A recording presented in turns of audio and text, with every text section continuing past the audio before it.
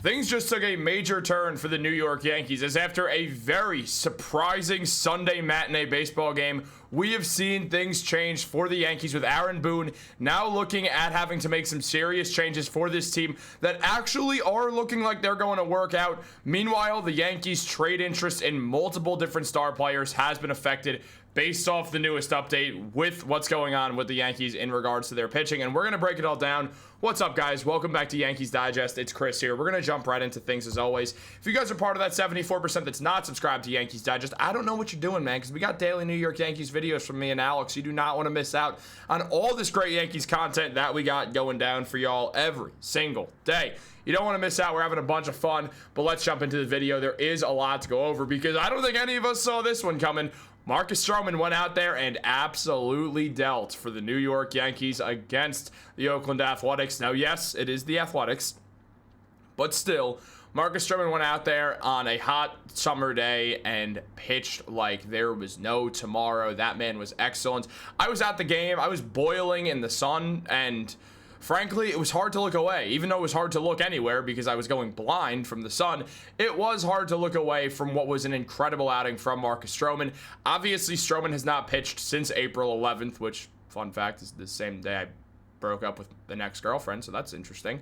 But on a more important note, it's been a while since we've seen Stroman step onto the mound, and even when he did step onto the mound earlier in this season, he was atrocious. I mean, on the season still, he's got an 8.16 ERA in his 4 starts that he's appeared in, only 14.1 innings as he barely made it through that April 11th start at all. He has a whip of 1.674 and 8 strikeouts, but these numbers have gotten significantly better since the last outing alone when his ERA was up in double digits. So, good showing from Marcus Stroman for sure. We should be very happy with the way that we saw him pitch, especially in regards to the fact that the Yankees do have a very, very nice starting rotation right now. I mean, Max Fried is right up there with Scooble trying to get that AL Cy Young Award. Carlos Rodon is having an excellent year. Will Warren is striking everybody out. The ERA is still a bit elevated, but it has been on the right trajectory. Clark Schmidt has really gotten it going and has been excellent. Ryan Yarbrough stepped in, been a good starter with the Yankees with a 3.90 ERA.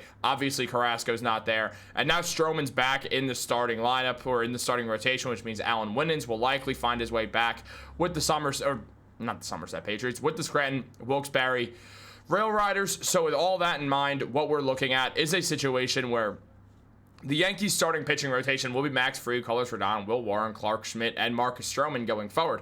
Does this mean it's going to be that for the rest of the season? Not necessarily, no. The Yankees absolutely can still make deals, and they're not going to hold off on it just because Stroman had a good outing.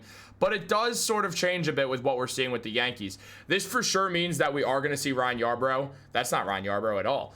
That's Ryan Yarbrough. Move back to the bullpen because, I mean, they already have 2 lefty starters and they do need another lefty out of the bullpen. Yarbrough's he's a great swingman who absolutely can start games when you need him to. If you're going to pitch a bullpen game, Yarbrough can be your starter. He can go for 5 innings if you really need him to. Obviously, you can't pitch him for a while after that, but he's a long reliever. He can pitch 3 innings. He can pitch 1 inning. He can go wherever. The man is a utility pitcher in every sense of the word, and he's been excellent for the Yankees thus far, and he really did show a lot of promise with this team as he has basically everywhere he's went. Yarbrough has been a great talent, and he wanted to come to the Yankees and work with Matt Blake, and we've seen it work out very successfully.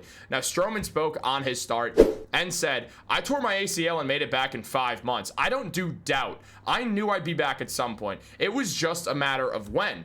I'm just making sure that my knee's moving well, my body's feeling good, and my arm's feeling good. I'm someone who definitely needs the intensity to turn it back up, so I'm looking forward to getting back out there."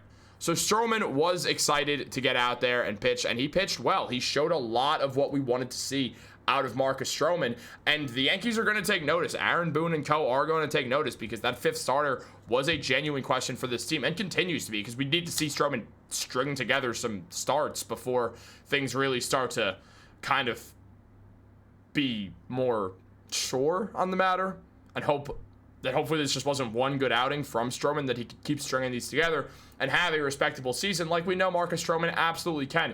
He's been a guy who's routinely had a great start to the season and then slowed down in that second half of the year. So maybe with this injury, maybe with him getting this time off, he can really have this second half of the year go swimmingly for the Yankees, and that'd be huge for this team. I would love to see that. I do like Marcus Stroman, so I will definitely be rooting for him as time goes on. Stroman had a great outing, though. I mean, he pitched 5 innings, had 1 earned run, struck a guy out. That's a 1.80 ERA, and was just overall solid. You could easily take this from a starting pitcher, from your 5th starter, without any problems whatsoever. So I like what we're seeing from Stroman. I hope it continues. That will be important to see, as Yarbrough will move back to the bullpen. But also, when we take a look at Freddy Peralta, this is where things get interesting. Peralta is going to be on the trade block, MLB.com did mention, and he's a guy who pitched with a 2.90 ERA in 17 starts thus far. He's got 98 strikeouts and 93 innings pitched and a whip of 1.129. Peralta has been linked to the Yankees in the past. This is certainly not the first time we have seen this, and MLB.com pegged the Yankees as one of the teams to be linked to him, saying that, like the Rays, the Brewers have a history of dealing players as they get closer to free agency. See Josh Hader, Corbin Burns, and Devin Williams. Though trading Peralta would be a bold move, given that Milwaukee sits only 1.5 games outside of a wild card spot. Still, with an $8 million salary in 2025 and an $8 million club option for 2026, Peralta would surely draw interest from teams looking for controllable pitching, which is always a popular target around the trade deadline, with potential fits being the Blue Jays, the Braves, the Orioles, and the Yankees. Now, because Peralta has that extra year left on this deal and the Brewers are having a good season, it is very likely that the Brewers decide, well, Peralta's having one of his better seasons in the MLB. He's our ace. We could easily make the wild card, and teams do fully believe, as they should, that if you can make the wild card, you could easily go and win the World Series. It's not like wild card teams never make any noise. They absolutely do it. We saw the Mets just give the Dodgers hell in the NLCS. So we definitely can expect the Brewers to, if you're going to take Peralta away, you're going to have to rip him away with a lot. I don't necessarily see the New York Yankees going that route. It's definitely possible, but it's not just Peralta who we're talking about. Now, he is one of the best starting pitching options that will be out there and won't be. I don't want to say that he'll be on the trade block, but I don't want to say he'll be untouchable either. You definitely can get an offer for Peralta that the Brewers would accept. And I'm not saying it would be like every Yankees top prospect ever. It wouldn't. It would be a couple of them. It would be some top prospects going in a trade, but it wouldn't be everyone in human history who's ever been good in the Yankees farm system. It's not going to be that bad. So I don't think Peralta's going to get traded.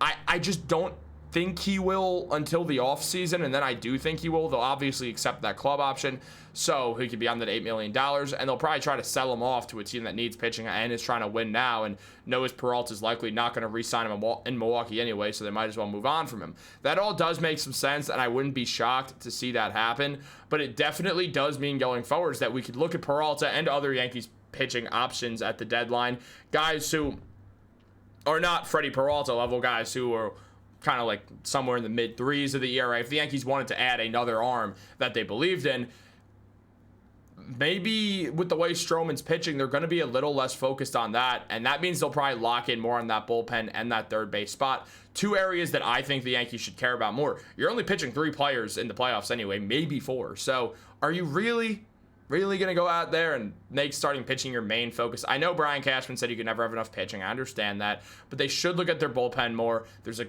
bunch of good relievers out there right now, and on top of that, you still do have a third base problem or a second base problem if you want to keep Jazz at third base the way he's hitting the ball, which is a perfectly fine situation if you ask me as well.